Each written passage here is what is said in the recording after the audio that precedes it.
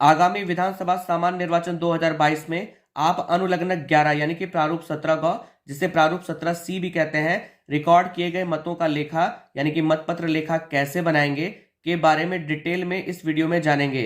एक एक पॉइंट के डिटेल में एक्सप्लेनेशन की गई है।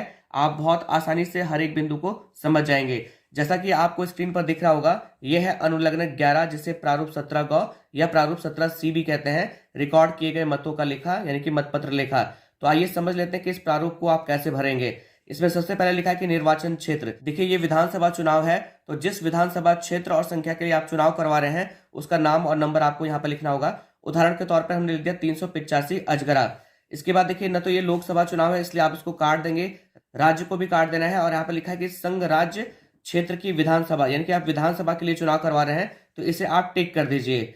और इसके ठीक पहले आपको लिखना है उत्तर प्रदेश संघ राज्य क्षेत्र की विधानसभा के लिए निर्वाचन। और कैसा निर्वाचन है ये? सामान्य निर्वाचन। तो आपको यहाँ पर सामान्य निर्वाचन लिख देना है। इसके बाद जब आप आगे बढ़ेंगे तो आपको मतदान केंद्र की संख्या और नाम यहाँ पर लिखना है। तो जो भी सामग्रियां आपको मिलेंगी, जो भी अभिलेख मिलेंगे, उसमें आपके मतदान केंद्र का नंबर और नाम लिखा होगा, वो आप यहाँ पर लिख दीजिए। जैसे कि उदाहरण के तौर पर हमने लिख दिया 127 प्राथमिक पाठशाला मवैया कक्ष संख्या 2। इसके बाद आपको आगे चलना है। यहाँ पर लिखा है कि मतदान केंद्र पर प्रयुक्त वोटिंग मशीन की पहचान संख्या, यानी कि जो ईवीएम मिलेगा उसमें जो अलग अलग पार्ट है उसका नंबर आपको लिखना है। सबसे पहला है कंट्रोल यूनिट यानी कि सीयू। तो यहाँ पर आपको सीयू का नंबर लिखना है। हमने यहाँ पर लिख दिया उदाहरण के तौर पर CU 35689। आप जब कंट्रोल यूनिट को देखेंगे तो उसके ऊपर ये नंबर लिखा होता है, वो नंबर आप यहाँ पर लिख दीजिएगा। उसके बाद है बैलेटिंग यूनिट यानी कि BU। तो उदाहरण के तौर पे हमने बैलेटिंग यूनिट का नंबर लिखा है BU 76085। इसी तरह से वीवीपैट के पीछे उसका नंबर लिखा होता है, तो उसका नंबर आप देख के लिख लीजिएगा। उदाहरण के तौर पर हमने लिख दिया VVP 10761। अब देखिए, यहाँ से पॉइंट्स स्टार्ट हो रहे हैं 1 2 3। अब आप एक एक पॉइंट को अच्छे ढंग से समझिएगा और सारी एंट्रीज को भरिएगा। इसमें जो सबसे पहला वाला पॉइंट है वो है मतदान केंद्र को नियत यानी कि असाइंड निर्वाचकों की कुल संख्या। तो जो आपको वोटर लिस्ट मिलेगी यानी कि निर्वाचक नामावली की जो चिन्हित प्रति मिलेगी, उसमें आप देख लीजिएगा कि टोटल वोटर कितने हैं। उदाहरण के तौर पर हमने यहाँ पे लिख दिया 913, यानी कि जो वोटर लिस्ट मुझे मिली है उसमें जो मतदाता है वो 913 है। उसके बाद इसमें जो दूसरा पॉइंट है वो है मतदाताओं के लिए रजिस्टर प्रारूप 17 क में यथा प्रविष्ट मतदाताओं की कुल संख्या है, यानी कि जो मतदाता रजिस्टर 17 क भरा जाएगा उसमें कितने मतदाताओं की एंट्री की है आपने, उसकी संख्या आपको यहाँ पर लिखनी होगी। मान लीजिए कि मतदाता रजिस्टर 17 क में कुल 715 मतदाताओं की एंट्री की गई है, तो यहाँ पर हम 715 लिख देंगे। अब आप यहाँ पर एक बात को समझ लीजिए कि अगर आपने मतदाता रजिस्टर में 715 मतदाताओं की एंट्री की है तो इसका कदापि ये मतलब नहीं है कि 715 मतदाताओं ने वोट दिया है। अब वो कैसे? जो अगले दो पॉइंट आने वाले हैं उसको आप ढंग से देखिएगा। देखिए, यहाँ पर ये भी पॉसिबिलिटी है कि अगर मतदाता रजिस्टर में 715 लोगों की एंट्री हुई है तो उतने लोगों ने वोट किया है, लेकिन यहाँ पर दो कंडीशन ऐसी हैं जिसे आपको समझना आवश्यक है।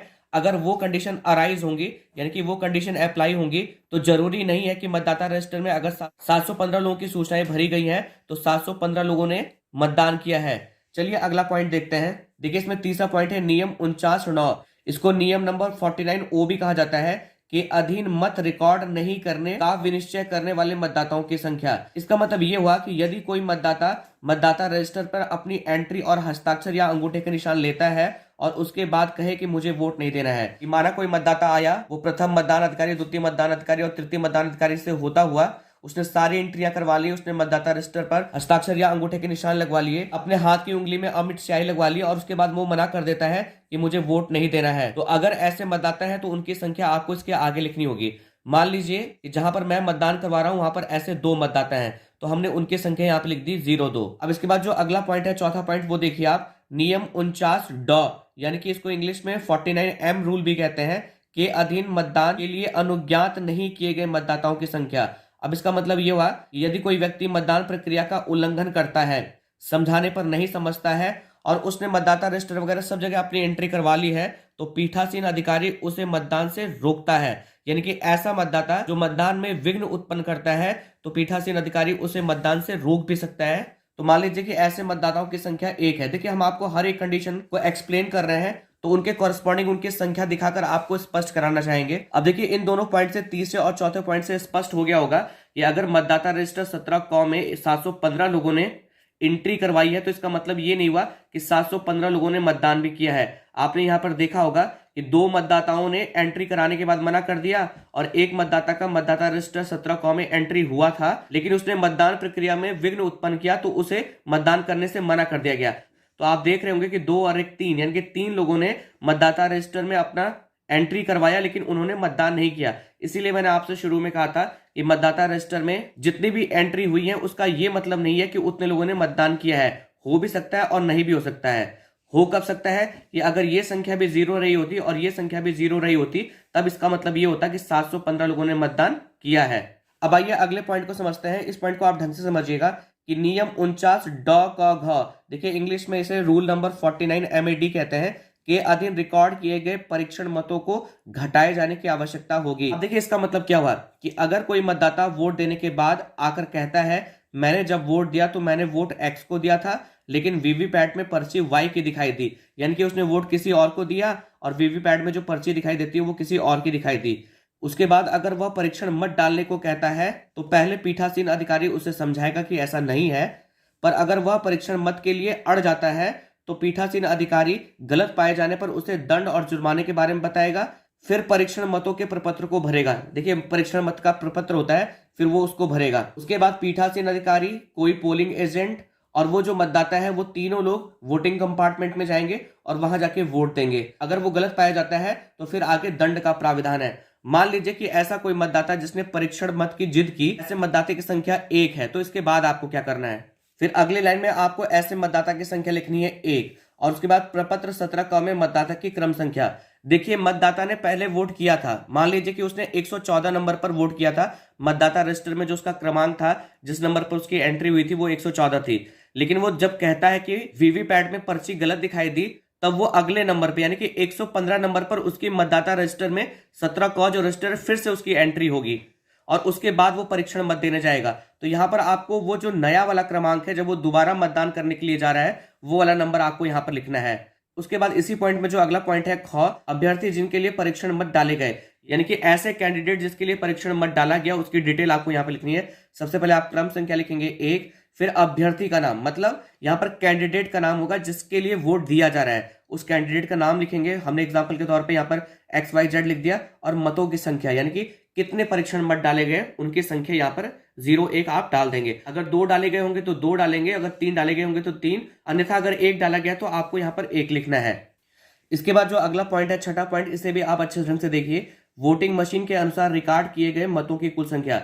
देखिए जब चुनाव समाप्त हो जाता है तब आपको कंट्रोल यूनिट में क्लोज बटन दबाना होता है। तो जब कंट्रोल यूनिट पे आप क्लोज बटन दबाएंगे तो उस समय कंट्रोल यूनिट का जो डिस्प्ले है उस पर आप देख लीजिए कि टोटल मतों की संख्या कितनी है। मान लीजिए कि जब चुनाव समाप्त हुआ और हमने कंट्रोल यूनिट का क्लोज बटन दबाया, उस समय उसके डिस्प्ले पे 712 वोट प्रदर्शित हो रहे हैं, यानी कि 712 वोट पड़े हैं। अब देखिए ये जो संख्या 712 है, ये यह प्रदर्शित करता है कि जो टोटल वोट कास्ट हुए हैं, यानी कि जो टोटल मत पड़े हैं वो 712 हैं। उसी में एक वोट ऐसा है जो कि इसके ठीक एक पहले था, यानी कि वो परीक्षण मत था, यानी कि इस हिसाब से जो टोटल एक्चुअल वोट पड़े हैं वो 711 हैं। अब आप यहां पर एक समझिए, जो अगला पॉइंट है 7वां, वो क्या कहता है कि ये जो 712 है वो एग्जैक्टली किस कैलकुलेशन से मैच होना चाहिए, वो भी आप समझ लीजिए। तो देखिए 7वें पॉइंट में एक कैलकुलेशन बताई गई है कि 2 - 3 - 4, कि इसका जो रिजल्ट आना चाहिए वो एग्जैक्टली ये वाला नंबर आना चाहिए। तो चलिए हम दूसरे नंबर पॉइंट पे चलते हैं और वहां देखते हैं कि हमने क्या लिखा है। देखिए यहाँ दूसरे नंबर पॉइंट पे लिखा था कि मतदाताओं के लिए रजिस्टर प्रारूप 17 क में यथा प्रविष्ट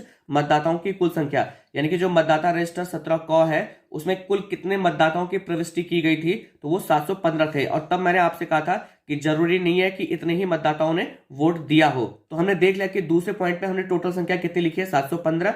उसके बाद आप थर्ड पॉइंट में भी देख लीजिए कि ऐसे मतदाता जिन्होंने सारी एंट्री करवाने के बाद, यानी कि मतदाता रजिस्टर 17 क में पूरी प्रविष्टि कराने के बाद वोट देने से मना कर दिया, ऐसे मतदाता 2 हैं। और जिन्होंने मतदाता रजिस्टर 17 क में एंट्री कराने के बाद चुनाव के नियमों का उल्लंघन किया था, ऐसे मतदाता 1 हैं। तो दूसरे, तीसरे और चौथे तीनों के पॉइंट हमें पता चल गए। अब इनकी कैलकुलेशन देखिए। तो इस कैलकुलेशन के अकॉर्डिंग पहले 2 में कितने नंबर थे, 715, उसमें से घटाना है तीसरे नंबर पॉइंट में जितने भी मत हों वो 2 मत है। उसके बाद चौथे नंबर पॉइंट में जितने मत है वो कितने हैं, 1 है। तो जब आप 715 में से 2 घटाएंगे तो यह आ जाएगा 713, और 713 में से 1 घटाएंगे तो आ जाएगा 712। ये जो 712 संख्या है वो एग्जैक्टली 6 नंबर पॉइंट पे जितनी संख्या है उससे मैच होनी चाहिए। अगर ये कैलकुलेशन 2 - 3 - 4 6 पॉइंट से मैच हो जाती है तो आपको यहाँ पे लिखना है कि हाँ मेल करती है। इसके बाद जो 8वां पॉइंट है वो है कि उन मतदाताओं की संख्या जिन्हें निवेदित मतपत्र नियम 49 तो यानी कि रूल नंबर 49P के अधीन जारी किए गए, कि अगर निवेदित मतपत्र, अब निवेदित मतपत्र का मतलब क्या है, टेंडर वोट, कि हमारा कोई ऐसा मतदाता आया जो वोट देना चाहता है लेकिन उसके नाम पर पहले ही वोट पड़ चुका है, तो ऐसे मतदाताओं को टेंडर वोट के माध्यम से वोट करवाया जाता है। मान लीजिए कि ऐसे कोई मतदाता आपके यहाँ नहीं है, तो आपको यहाँ पर निरंक लिखना है, या आप यहाँ पर क्रॉस भी कर सकते हैं, या आप जीरो भी लिख सकते हैं। अब देखिए, जो निवेदित मतपत्र होते हैं वो बैलेट पेपर होते हैं, वो कुछ मतपत्र होते हैं जो आपको बाकी सामग्रियों के साथ में मिलती हैं। अब उसका अभिलेखीकरण आपको यहाँ पे करना है कि निवेदित मतपत्रों की संख्या। तो सबसे पहले है इसमें कि प्रयोग के लिए प्राप्त, कि आपको यूज करने के लिए कितने मतपत्र मिले थे। मान लीजिए कि आपको कुल 20 मतपत्र मिले थे, तो आपको उनकी क्रम संख्या कहां से कहां तक है वो लिखना होगा। मान लीजिए कि उन मतपत्रों की जो क्रम संख्या है वो 006 से 0025 तक। अब आप 6 से 25 तक काउंट करेंगे तो ये टोटल 20 मतपत्र हैं। अब इसमें ख वाला पॉइंट है कि निर्वाचकों को जारी किए गए। मान लीजिए कि एक टेंडर वोट पड़ा है, तो उसकी संख्या हम यहाँ पर 1 लिख देते हैं। अब देखिए, जो निवेदित मतपत्र के माध्यम से जो टेंडर वोट पड़वाए जाते हैं, जो भी मतपत्र मिले होते हैं उसमें जो अंतिम मतपत्र होता है उसे सबसे पहले प्रयोग किया जाता है। तो देखिए, इसमें जो अंतिम मतपत्र की संख्या थी वो थी 025, तो 025 वाला मतपत्र हमने यूज कर लिया। अब इसके बाद जो अगला हेडिंग है वो है अप्रयुक्त और वापस किए गए। देखिए, एक टेंडर वोट पड़ा है, यानी कि जो 19 मतपत्र होंगे वो बच जाएंगे। अब जो बचे हैं वो कहाँ से कहाँ तक बचे हैं, 006 से 0024, 0024 नहीं होगा, 024 तक जो मतपत्र होंगे वो बच जाएंगे। अब इसमें जो 10वां पॉइंट है वो है पेपर सीलों का लेखा क्रम संख्यांक, यानी कि जो ग्रीन पेपर सील आपको मिली है उसकी डिटेल आपको लिखनी है। अब यहाँ पर देखिए, आप देख रहे हो कि मतदान अभिकर्ता के हस्ताक्षर। तो चलिए अगले पन्ने पे चलते हैं, वहां पर आपको समझाते हैं। तो देखिए, जो आपको ग्रीन पेपर सील मिली है उसकी डिटेल आपको यहाँ पे लिखनी है कि प्रदाय की गई पेपर सील की कुल संख्या, की कुल कितनी ग्रीन पेपर सील आपको मिली। मान लीजिए कि 4 मिली, तो कुल संख्या 4 आप यहाँ पे लिख दीजिए। अब उनका क्रम संख्या कहां से कहां तक मिला है वो आपको लिखना होगा। तो मान लीजिए कि जो ग्रीन पेपर सील पहली वाली मिली है वो मिली है आपको, उसका जो नंबर है वो है 36AA223564। तो देखिए, 64 से लेके 67 तक, यहां से लेके यहां तक टोटल आपको 4 ग्रीन पेपर सील मिली है, तो 4 आप यहां पर लिख दीजिए। उसमें से जो प्रयुक्त की गई पेपर सील है उनकी संख्या पहले आप लिख दीजिए। मान लीजिए कि एक यूज हुई है, तो एक यूज हुई यानी कि जो सबसे पहले वाली थी 64 नंबर वाली थी वो आपने यूज कर ली, तो उसका नंबर आप यहाँ पर प्रयुक्त वाले में लिख दीजिए कि 36AA223564। अब आपने एक ही यूज की है तो से वही नंबर एग्जैक्टली आप वही लिख दीजिए 36AA223564। अब इसके बाद जो बची है उसकी डिटेल आपको आगे लिखनी होगी कि रिटर्निंग ऑफिसर को वापस की गई अप्रयुक्त पेपर सील।